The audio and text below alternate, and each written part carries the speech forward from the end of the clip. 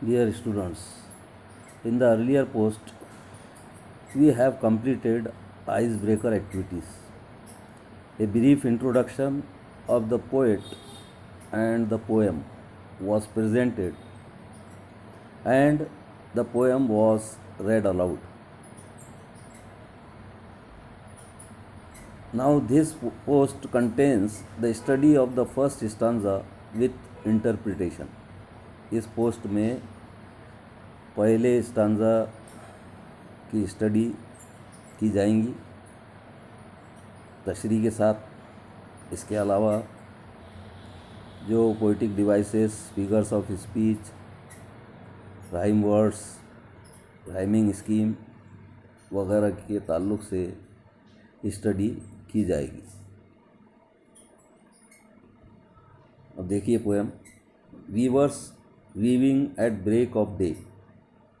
Why do you view a garment so gay? Blue as the wing of a halcyon wild, we view the robes of a newborn child.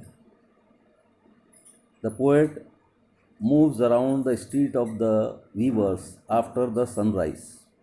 Break of day means sunrise, Tulu Aftab के बाद, दिन के शुरू होने के बाद शायरा viewers की street में घूमती है और घूमते हुए उसको वीवर्स कुछ बुनते हुए नज़र आते हैं, और जो चीज़ वो बुन रहे हैं वो चीज़ बहुत ही अट्रैक्टिव और ब्यूटीफुल है।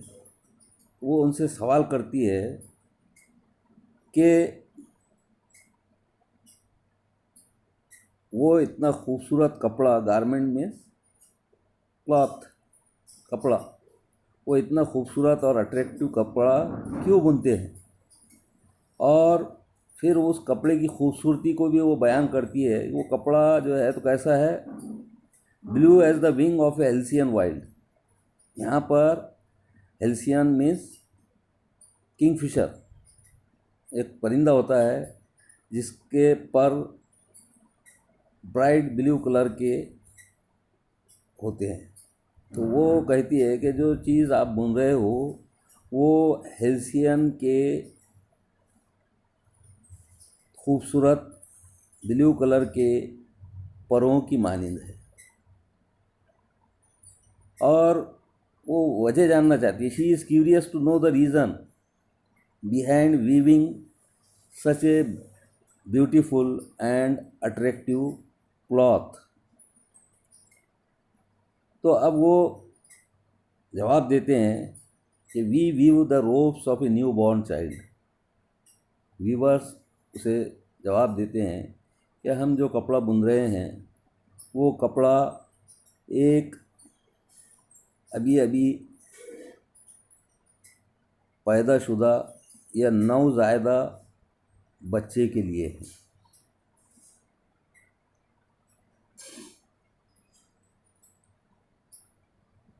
अब देखिए, ये जो स्टांजा है ये इंसान की ज़िंदगी की पहली स्टेज को बयान करता है। जो कलर्स का इस्तेमाल किया गया है इसमें, वो कलर्स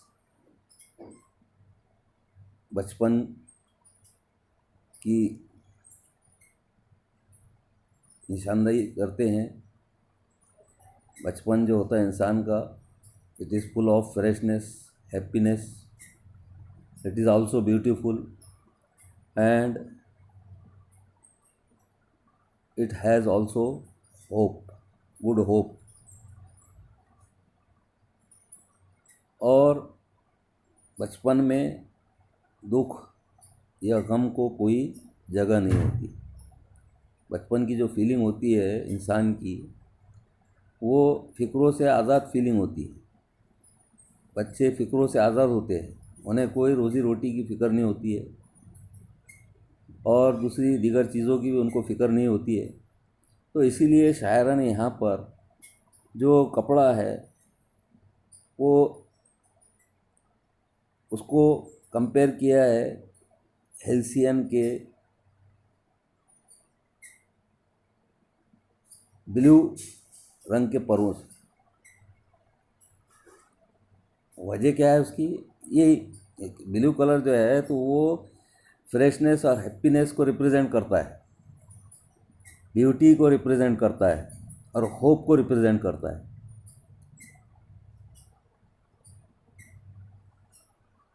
तो इस तरह से पहले पहले स्टांजा में शायरा ने बचपन के पीरियड को बयान किया है कि बचपन का पीरियड इंसान की ज़िंदगी का खुशगवार होता है और उसको कोई फ़िक्र परेशानी नहीं होती है। अब इसके अंदर देखिए पोएटिक डिवाइसेस,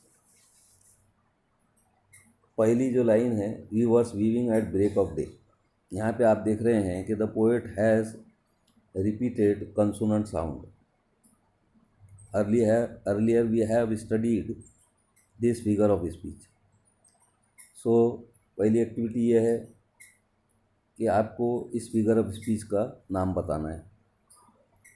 दूसरा फिगर ऑफ स्पीच देखिए, why do you view a garment solely. यहाँ पर इंटरोगेशन, डायलॉग की शक्ल में पोयम है, शायरा सवाल करती है और उसका जवाब वीवर्स देते हैं। अब ये यहाँ पर इंटरोगेशन का इस्तेमाल पोएट इसलिए करता है ताकि रीडर्स में क्यूरियसिटी पैदा हो, तजस्सुस पैदा हो, जानने की ख्वाहिश कि कौन सी चीज़ है जो वीवर्स बुन रहे हैं। तो यहाँ पर इंटरोगेशन, ये नोट करना है आपको।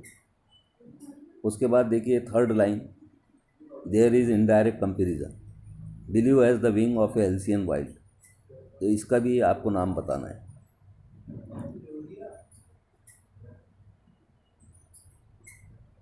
फिगर ऑफ स्पीच का नाम बताना है, 2 फिगर्स ऑफ स्पीच का नाम बताना है। उसके बाद pairs of rhyming words note करना है। There are 2 pairs of rhyming words, वो नोट करना है आपको। और राइम स्कीम, पोएम की जो राइम स्कीम है वो राइम स्कीम लिखना है।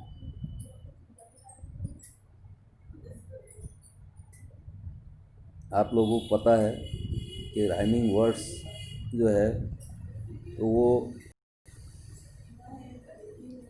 हर स्टांजा की पहली लाइन का, दूसरी लाइन का, तीसरी लाइन का, चौथी लाइन का आखिरी वर्ड होता है, वो देखना है और राइमिंग वर्ड्स की पेयर तैयार करना है। उसके बाद राइम स्कीम।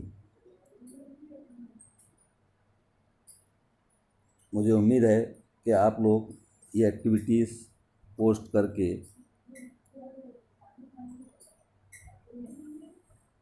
भेजेंगे।